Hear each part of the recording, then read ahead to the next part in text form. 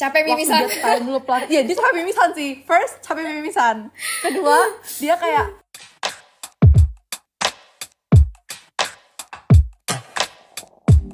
Hi everyone, it's me Feren. and it's me Jessica. Balik lagi ke Tiba-Tiba Kepikir, a super chill podcast where we share our thoughts about topik yang tiba-tiba kepikir. Here we're gonna share and discuss our thoughts about what we think and what we know based on our experiences. So if you're in your apakah cinta itu cukup era, this is the right channel for you. Halo, aku Feren, istri kamu dari masa depan. Ini sumpah mah, ini udah pasti nonton sore, udah pasti. Yes. Ketebak. Have you watched? I've actually watched twice. Baru nonton tadi, gara-gara mama Hari mau ini? nonton. Iya, baru tadi. Terus kemarin sama teman-teman. Gimana menurut kamu?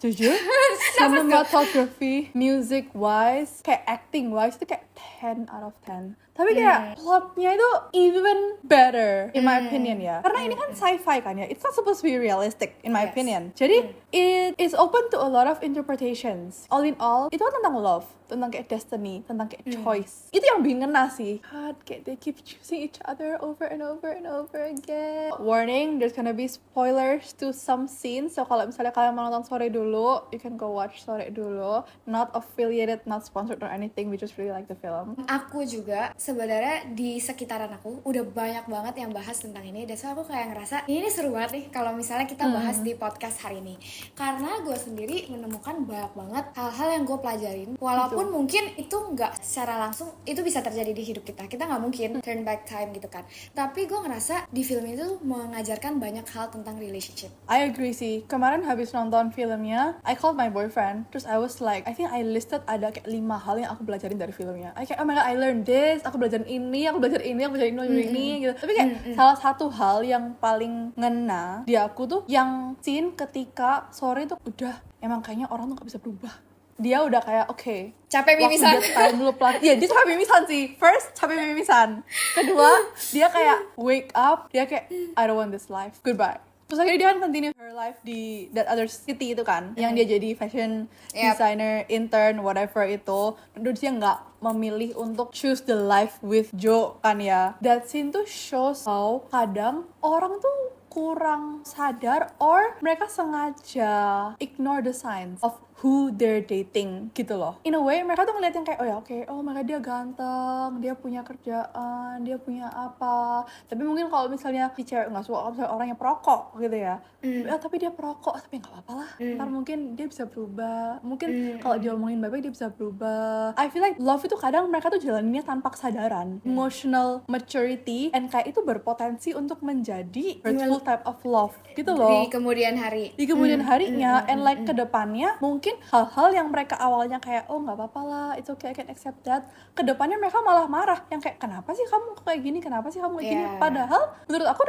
dari awal udah tahu kan orangnya kayak gitu and like kadang they think that love is enough untuk merubah seseorang gitu loh. Oke, in the movie maybe it is gitu loh, tapi in real life gak semua orang tuh willing to change gitu loh for another person. Cinta itu nggak cuma cintanya aja, tapi harus ada kata yang tadi menurut gue yang penting banget adalah kesadaran. Soalnya gue juga ngelihat bahwa dianya tuh kayak ada resah gitu loh. Kita ulang dari awal ya, dia tuh kayak udah capek gitu. Kita ulang dari awal, tapi kok nih orang tuh nggak ada rasa pengen berubah ya. Sebenarnya kalau gue pikir agak nggak possible juga kalau misalnya cuman sisi sore yang tahu kedepannya tuh bakal kayak gimana dan lu expect si Joe untuk berubah. Sedangkan Joe ya udah hidup gue udah kayak gini-gini, gue nggak akan tahu kedepannya gimana, jadi dia nggak akan berubah. Kesadaran itu tadi pertama, sadar akan diri lu sendiri ketika mencintai seseorang dan sadar akan orang lainnya juga gitu loh. Lu nggak bisa berharap mereka untuk berubah. I also believe kalian tuh juga harus sadar what you want in life. A lot of the people I know, mereka tuh ngejalanin relationship tanpa mereka tahu mau mereka apa. Ujung-ujungnya mereka bakal stuck in a relationship yang mereka cuman oh dia kayak gitu, ya udahlah. Oh dia kayak gitu, ya udahlah. Ujung-ujungnya mereka yang menerima. Padahal mungkin itu bukan hal yang mereka mau gitu loh. Makanya setelah hubungan mereka nggak jadi, aku tuh selalu ngomong ke mereka, kamu tuh udah harus sadar dan tahu kamu tuh maunya apa in a man. in a relationship. Jangan sampai kamu udah in a relationship, kamu marah karena dia nggak begitu orangnya, padahal kamu tahu dia sebenarnya aslinya memang orangnya Seperti itu. gitu saja gitu loh. Kamu harus bikin list of what you want in a man supaya kamu tuh sadar yang kayak, oh iya sih, in life tuh aku tuh pengen ini, kerjaan seperti ini, relationship seperti ini. Make a list. Kalian jadi sadar kayak, okay, ini what I want in a man and I will not settle for less unless I dapat All the list begini. ya. Yang tadi kamu jelasin itu sebenarnya permulaan dari toxic relationship. Biasanya toxic relationship itu bermula dari ketika dia nggak tahu dia mau apa. Jadi dia jalanin aja tuh. Ketika cowok itu udah menunjukkan sisi-sisi yang dia nggak suka, dia akan kayak bilang, oke, nggak apa-apa, nanti mungkin dia berubah. Tapi ketika hubungan itu udah jalan lama, kayak mereka udah pacaran berapa tahun, mereka udah jalan-jalan ke sini, orang tua semua udah kenal, udah bikin bisnis bareng. Nanti ada hal yang mereka nggak bisa decide. Dalam artian, akhirnya mereka mendesain untuk lanjut bukan karena cintanya, tapi karena sesuatu yang udah dibuild tadi. Akhirnya, ya itu, toksiknya adalah dia tidak mau mengakhiri, tapi dia tahu sebenarnya itu harus diakhiri. Karena apa? Awalnya karena dia nggak tahu apa yang dia mau gitu. Tapi kalau dari That's true. sejak awal kayak kita tahu, kita maunya cowok kayak apa, kita tahu kita kayak, gue nggak bisa nih terima cowok yang perokok, gue nggak bisa terima cowok yang kayak minuman keras gitu. Dari situ harusnya udah jelas, kayak oke, kalau misalnya emang lu nggak bisa terima, nggak akan mungkin ada di relationship lu tuh harus kayak bertoleransi sama hal-hal itu. Ngerti nggak sih kalau misalnya kalian memasuki hubungan yang beda agama, itu dari awal kalian udah tahu kalau beda agama. Kalau misalnya deep down kalian tuh nggak sadar dan nggak paham sama diri sendiri, kalian lihat orang yang beda agama, kalian pasti kayak, ya udahlah, coba dulu aja lah, let's see. Ujung-ujungnya kalian sakit hati gara-gara ujung-ujungnya nggak ada yang mau pindah, nggak ada yang bisa compromise. Ujungnya kalian juga nggak mau menjalani hidup dengan orang yang beda agama. Aku ada satu scene yang menurut aku ngena banget di aku, yaitu waktu si Sore tuh udah greget, dia udah kesel, nih orang kayak nggak mau berubah, kita udah ulang berkali-kali, akhirnya dia bilang, lu jangan deketin gua, karena mungkin dia tuh udah tahu bahwa kalau sampai lu nggak deketin gua, mungkin saja gua nggak akan ngerasain this kind of pain di dalam hidup gua, kehilangan seseorang. Jadi waktu dia ngomong itu, gua kayak jadi sadar bahwa ini tuh bukan hanya sebuah permintaan dia supaya nggak jadi sebuah pernikahan lah, tapi juga kayak permintaan untuk dia bisa memilih ulang jalan hidup dia, siapa dia akan nanti menikah with gitu.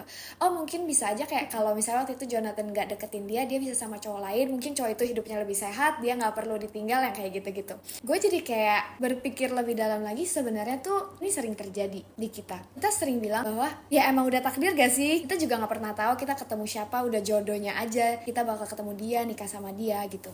Tapi kita lupa bahwa banyak dari hal-hal yang sebenarnya terjadi itu balik lagi itu keputusan kita. Walaupun Tuhan mempertemukan lo sama siapa, ada aja momen kayak lo jadi ketemu terus sama dia sampai kayak akhirnya lo bisa deket, pacaran, terus dari yang tadinya LDR tapi kalian tetap langgeng, tapi semua itu balik lagi tuh ke pilihan.